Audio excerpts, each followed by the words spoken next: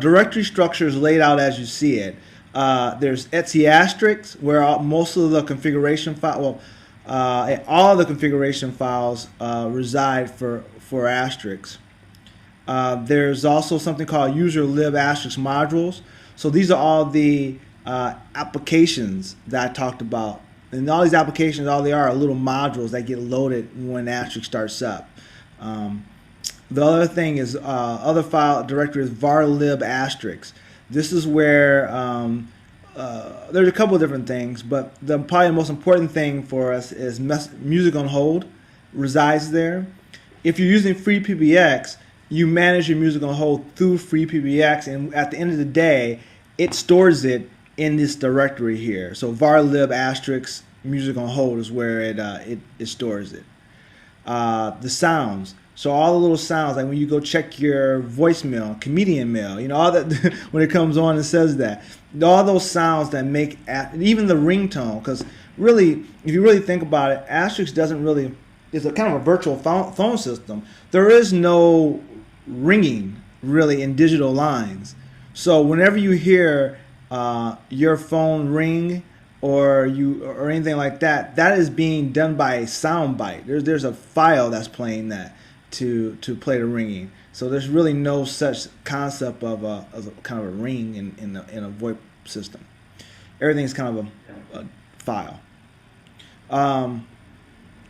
And var spool asterisk, this is where anything that needs to go outbound, or, well, I guess it's not really necessarily anything for outbound, but this is kind of where information is stored around the phone system. So if you wanted to do outgoing calls with asterisk, you can create what's called a call file.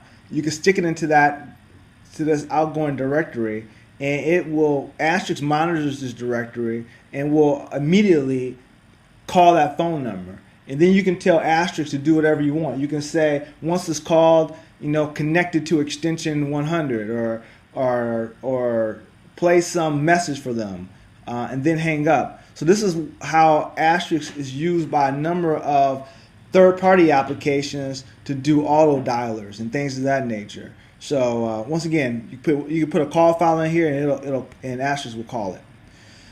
The temp directory is just where asterisk sometimes needs temporary space to operate, just like the operating system. That stuff goes in the temp.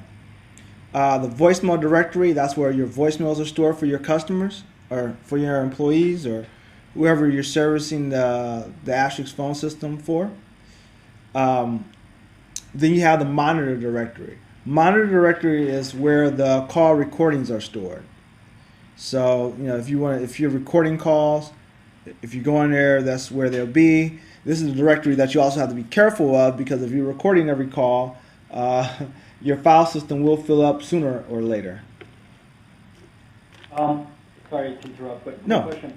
Is there a way to check the storage of the Asterisk server, just to kind of see where we are? Because we are recording calls. Yeah, so I'm open my good question, and this is the dev server. I'm logged in this root. You can do a df -k and f, a kh. I'm sorry, for once again human readable, and you hit enter there, and it's to tell you the file system. In this case, this is the root file system, and you have the total size of it. Let's go from left to right. Total size of it is 82 gig. In this case, we have 8.1 gig being used, 70 gig available, and then you can get it in a percentage here. So if you start seeing this thing creep up to 70, 80, it's probably time to start, moving these call files off the server onto some other backup device. Is this what you were looking for? Yep. Okay. All right. Great. All right. Let's see here. And and also you can also look at it from this. I guess I'll go here. If you wanted to, I think you can do disk usage. and you can do var spool asterisk, and you can do monitor if you want to, and you can like look at a certain directory. In this case, I just pulled up, it says 4. I think I can do that. So I can do disk usage -h, give the name of the directory. In my case, this is our dev box, so there's nothing probably stored here at all. So there's nothing in that directory. Where I'm getting at is that you can look at it at the, yeah, there's not even nothing there. It's just the 4K is pretty much the size of what it is for the directory record. But so, you know, just to recap, you can look at it from entire file system, DF, or you can do a DU for disk usage, and you can specify a certain directory if you want. So anyway, more detail than probably you cared for. Also, quick question. Sure. You said the voicemail directory that stores basically the recorded voicemail. Yep. And the sound directory that stores like ringtones and stuff like that. Anything else that we hear? Yeah, anything you hear or any system recordings that you store. So if you guys have something recorded for your IVR, those will be stored in the sounds directory. Mm-hmm. The var run directory is responsible for it has a directory, it has a file in there that keeps track of all running processes that's on your Asterisk server, but we only care about the running process for Asterisk. Typically, we don't go into var run and look. Really, this is more for the operating system and other processes.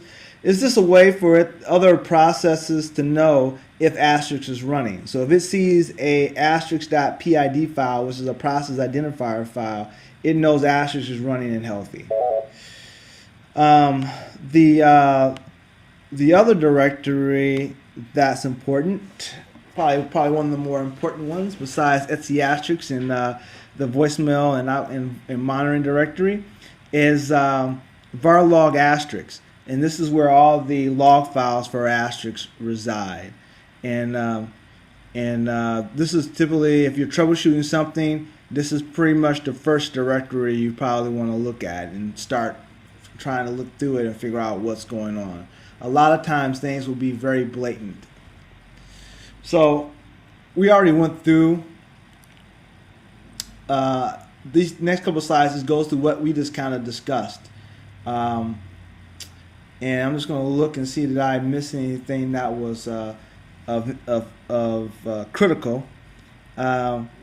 One of the things that's in varlib asterisk is there's a thing called ASTDB, which is asterisk DB, and it's whenever you apply some changes to asterisk, it stores it in this database file. Along with it stores it inside of the flat files as well.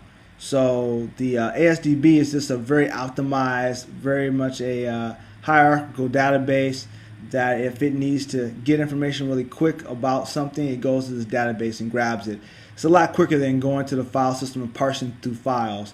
The ASDB keeps things in a very hierarchical fashion so it can get to data that it needs really quickly. It's kind of like a Microsoft Windows registry for Asterisk.